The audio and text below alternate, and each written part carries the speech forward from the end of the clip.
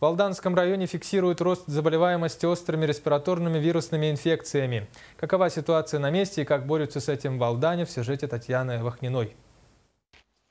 В первый месяц весны медикам покой только снится. В настоящее время наблюдается сезонный подъем заболеваемости острыми респираторными вирусными инфекциями. Простуда беспощадна и к взрослым, и к детям.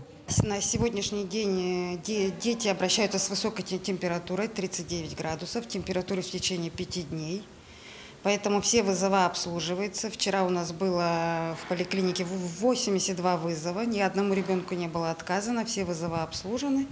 Уберечься от вирусных заболеваний была возможность у каждого. Осенью проводилась прививочная кампания. Стоит отметить, что противников профилактики среди алданцев немало. Однако медики отмечают возрастающее у населения доверие к прививкам.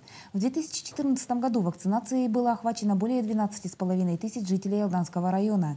Для сравнения, годом ранее защититься от инфекционных, бактериальных и вирусных заболеваний посредством прививки насчитывалось менее 9 тысяч. Сейчас ведется как кампания из-за прививки, так кампания и против прививок.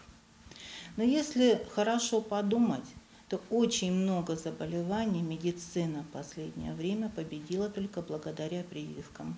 Эпидемический порог заболеваемости вирусной инфекцией не превышен. Однако педиатры ежедневно фиксируют порядка 80 первичных обращений. Примечательно, что у терапевтов пациентов меньше в несколько раз.